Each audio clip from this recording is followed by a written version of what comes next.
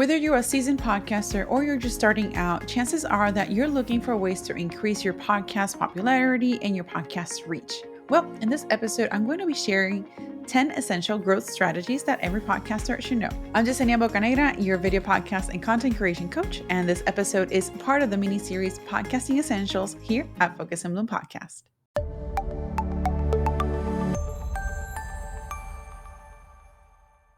Let's start off with interactive content creation.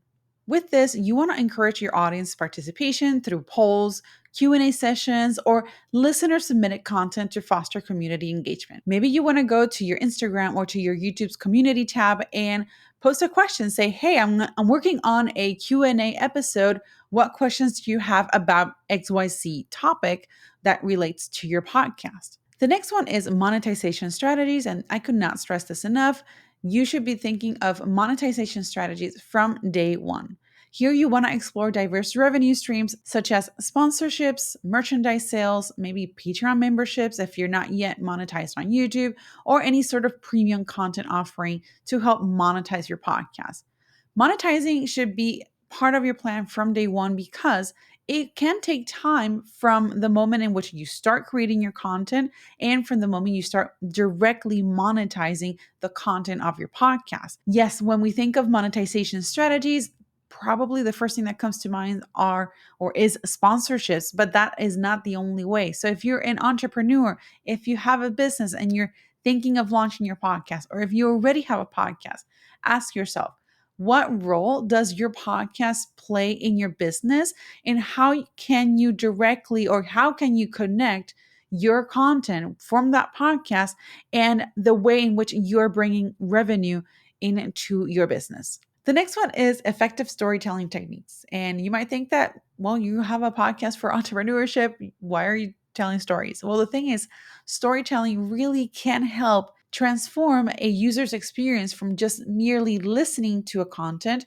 to really engaging with them and then connecting with what that content is saying or what that content is communicating. So, like a good story, you have a beginning, a middle, and the end. So think about your episodes as a way in which you start with an introduction, you captivate the audience with a hook, and then you develop the middle portion, which is like where you're developing and sharing the main information, the most important things of that podcast, which pretty much addresses that hook, addresses that promise that you said at the very beginning of the episode, and then at the end have a conclusion. And that conclusion can and should include a call to action that will then engage that audience and prompt them to taking a next step. That next step could be to download a freebie, to book a session with you, book a call, to sign up, subscribe, etc. So you will want to think of what that call to action will be. The next one is cross promotion or cross marketing opportunities. And this is where you are starting to collaborate with other content creators, whether it's a podcaster, a YouTuber, another creator or entrepreneur within your industry, or maybe another entrepreneur within a different industry, but that has something in relation to, but that can provide benefit to your audience and vice versa. Your service or your content can also provide benefit to that other person's audience. The next one is diversified content formats. Here you want to experiment with various content formats such as interviews, solo episodes, roundtable discussions, or narrative storytelling to keep your podcast fresh and appealing to diverse audience preferences. With this diversifying content format portion, you also want to think of what is or where is that content platform in which you're sharing your longer form content. In other words, your podcast, your video podcast, your YouTube videos, for example. And then from there, you want to extract content to then test out in different other platforms. Let's say a secondary platform like Instagram, or maybe you're focusing more on LinkedIn, or maybe your focus is on building your email list and building your email marketing strategy. So first, think about that main platform and main long form content. And from there, start diversifying your content in different formats and different platforms. The next one is community building. Here you want to cultivate a loyal fan base by fostering a sense of belonging through maybe exclusive membership perks or community events, an online discussion forum that is dedicated to the content of your podcast. Here, you kind of want to go back to those interactive content ideas that I shared earlier, which can also help in creating a space for discussion, which then leads to community building. The next one is SEO optimization. You want to implement different SEO strategies like keyword search, metadata optimization, and episode titles, descriptions to improve the discoverability and ranking on podcast platforms and search engines. So here's the thing, at the moment of recording this episode, this is like late May. I have hardly promoted my podcast. I know this is very contradicting to what I'm just saying right now, but let me just say this. I've hardly promoted my podcast on Instagram. However, I have improved my SEO on my website where you can see different blog posts for each episode of my podcast. And I continue to create content weekly for the podcast, as well as I continue to send weekly emails promoting the episodes of my podcast. So, yes, I am still promoting my podcast, but not on social media as much as I was before. And guess what? My content, my podcast platforms, my YouTube channels are growing. I'm seeing more growth. I'm seeing more viewership.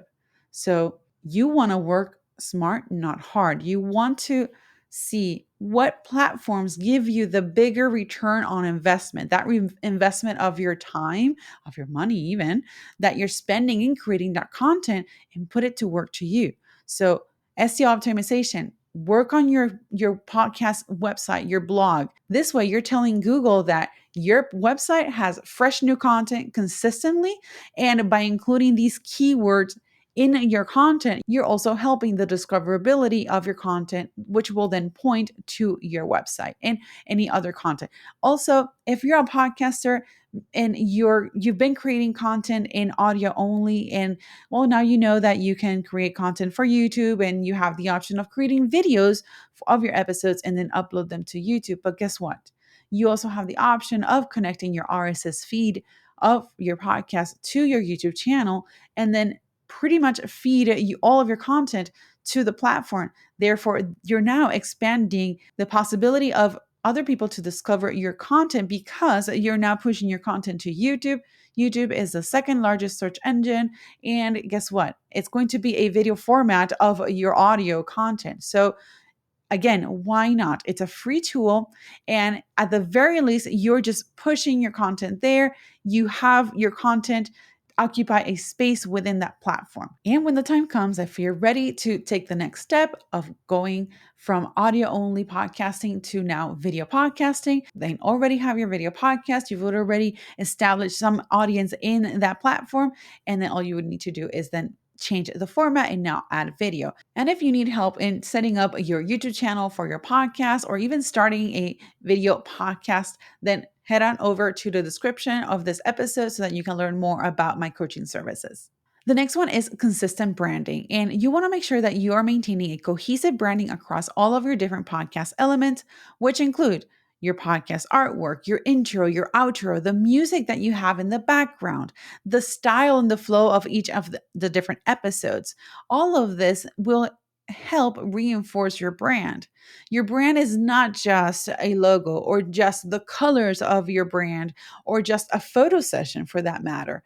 Your brand is a collective of things, the same way that your personality is a collective of things. So your brand is its own little persona. Your podcast has its own brand, its own little persona, and you want to make sure that all of that is consistent throughout all of the different ways in which you talk about, you share content in relation to your podcast. The next one is data driven decision making. And I cannot stress enough about this. It's important that you look at your analytics on at least, once a month and then once every quarter. Yes, there's a lot of information that you can gather from looking at your podcast analytics, YouTube, Instagram, Facebook, and Twitter or X or whatever, any platforms. The thing is, you want to make sure that you're looking at the things that matter most to you.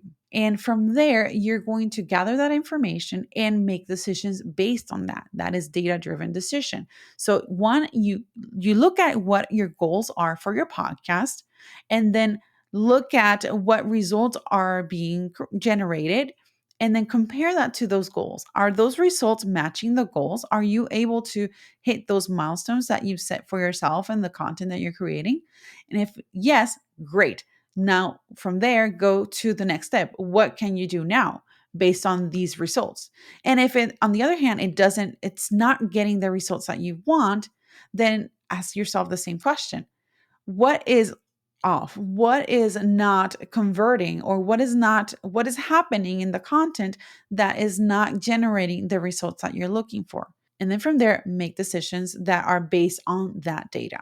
Finally, you want to practice the idea of continuous learning and improvement. You want to make sure that you stay up to date on industry trends, attending podcast conferences, or networking with peers, and seeking feedback from your listeners and your audience.